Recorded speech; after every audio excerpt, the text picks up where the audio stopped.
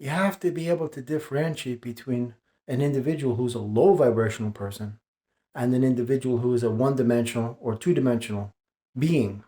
By that I mean you can have somebody who's a high vibrational person, meaning that they're genuinely happy and a really good person, but they're in the first dimension because they don't know this as anything other than the only reality there is.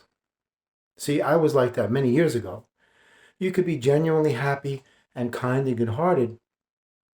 It's just that you're unaware of this as an illusion. So you're operating in a very low dimensional plane in the state of unconsciousness, but still be a high vibrational energy as far as you being genuinely honest and a beautiful soul. You see it all the time. What you want to do, you want to marry the two together. You want to take the high vibration and marry it with the high dimensional plane of consciousness. This is where the breakthrough comes from. Literally, you're breaking through from the third dimensional barrier into the fourth dimension.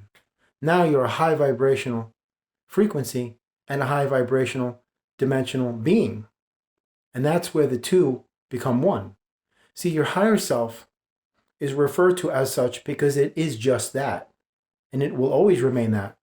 If you are not aware of what your higher self is, it is that portion of your soul that consciously chose to not incarnate in physical form, thusly not being subjected to the human condition and everything that goes with it. Consider it a part of the club, so to speak, that one member decided to stay back and everybody else ventures into the woods, to give you a rough idea. And that one person that stayed back gets to the mountaintop and they have a strategically advantageous point of view. They could see everything of everything. And you're down in the valley below. The eyes in the sky, so to speak.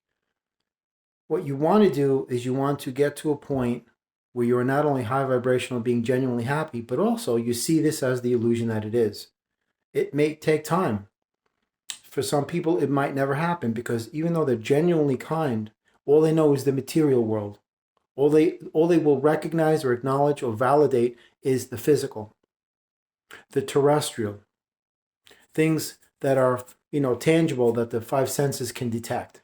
So what you want to do is, as a cosmic being, embracing your true nature, is to marry the two together in union. It's a perfect harmony, harmonic balance, where you are not only high vibrational, genuinely happy and a beautiful heart, but you're also consciously aware of the fact that this is a holographic illusion being projected by low vibrational entities in order to distract you and confuse you and confound you and obliterate your connection to the divine high vibrational higher self, thusly severing your connection to anything of a cosmic nature, forcing you to plug into their system.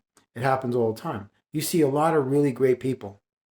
They don't know any better. They mean well, but they just don't know any better that what this is. So they're manipulated and they're not even aware of it. They're exploited. They're used as pawns and they don't even know what's going on. So they're willing to help out because they feel it is for a cause, a just cause, not knowing that what they're actually partaking in or participating in is something of a nefarious nature.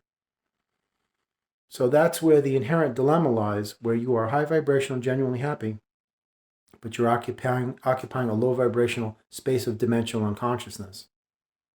Now, you can always keep that high vibration, which is a beautiful thing, but the trick is to raise that dimensional plane from the subdimensions to the zero, to the first, to the second, to the third, and then break that barrier. Once you obliterate that illusionary glass ceiling, that's it. That's when things just click and change, but there's a caveat. When you do break that third dimensional barrier, don't forget that where you just came from, that vibrational environment and the language that was spoken there, you will no longer be speaking it, and they will now see you as a threat and no longer recognize you as one of their own. You will be ostracized as a conspiracy theorist. You will be cast out as a pariah, no longer accepted in their septic social circles. So just keep that in mind, because once you start speaking a different vibrational language, that's when they look at you as an existential threat. And they won't want to listen to what you say because your truth is the real truth. And that's something that they're not acclimated to because they have never been accustomed to something such as the real truth because it has never been shown to them or presented to them. So it will be unto itself an alien entity, extraneous, irrelevant. That's why when you start speaking facts and proof, they don't want to hear it. They just tune you out. They'll make the TV louder. They'll stare at their cell phone. They'll walk away. The eyes will roll. You'll get them to lose interest in what you're saying like that because you're not speaking the language of the Matrix anymore. So therefore, it's like, oh, here's a nut job, conspiracy theorist. We're in a tinfoil hat, going down the rabbit hole. Here we go, blah, blah, blah. That's what you're going to get, man. This is the reason why when people are on Facebook and Instagram posting facts about what's going on, those one-dimensional beings that are high vibrational, happy people, they don't want to know nothing about that stuff.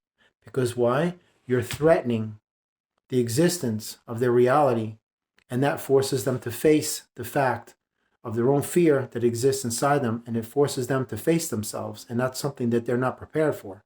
Because then they will realize that their entire time of their life, they've been living one gigantic lie right after another, and they don't have the intestinal fortitude or the courage or the guts to step up against something so ominous and so immovable and so irresistible.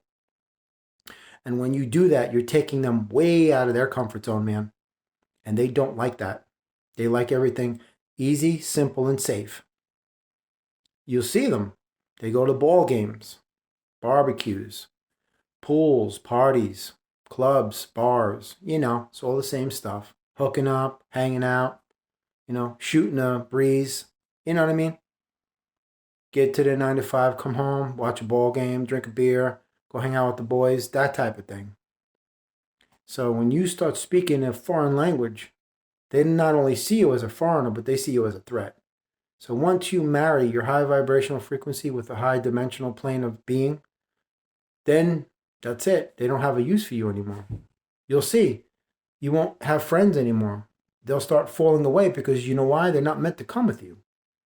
Because they refuse to release themselves from the limitations of that low dimensional existence, that plane of unconsciousness, because that's the only place they know. It's like having a child being ripped from their parents' arms and from the only home that they knew. That's exactly what it is. It's going to be more than a shock. They won't want to go. They'll scream. They're like, no, thank you. Whatever you're talking about, you keep it to yourself. I don't want to know it. Even though they know deep down inside that what you're saying is the truth, because their instincts and their intuition are telling them, they're just like, I don't want to hear it. Because what you're asking of them is to pull them out of that glass bubble, that glass menagerie, that monochromatic madness, and bring them into something that they have never seen before, never known, never heard of, and has never been shown to them. They have never been taught these things. They have never been told these things. These things are avoided. This is taboo. And it is remaining that way for the remainder of their life. These are just, we don't talk that nonsense in this house. That type of thing. That's what happens when you marry your high vibration with the high dimensional plane of being, a high dimensional plane of consciousness. Because then you see through all of the BS and the nonsense. And they live in that because that's the only reality they know, the only reality they recognize, and the only life they live. And they are not prepared, and they are not capable, and they are not able or willing to be yanked out of that. Because what you're offering them is something will freak them out and scare them to death and frighten them right to the core of their soul. And they don't want to do that. They'd rather be safe and they'd rather be happy. Because they say ignorance is bliss for a reason. And that reason is that's what creates your buffer of a comfort zone, your safety net, your little nest that you don't want to fly away from. Even though you got your wings, you don't want to fly. Why? Because it's too scary out there in the unlimited skies of your own never-ending happiness. Don't want that. Let's watch TV, complain about the government, get our paycheck, go hang out, let's fill our lives with consumer products, and we'll just complain all day and moan and groan and just be like everybody else. And for some people, that's what they want to do. But you know full well that if you're watching this video, that's not what you're cut out for. You're cut of a different cloth. It is your mission. It is your role, your purpose. It is your responsibility to do this. Because if you have an ability to do something, you have a responsibility to do it. And this most certainly falls right in that wheelhouse, and you know that it does. So don't feel like you have been rejected by society, ostracized by your friends, made a pariah by your family, cast out of those social circles, because you should wear that as a badge of honor in a world of those who are oblivious to what's going on. Trust me. Absolutely.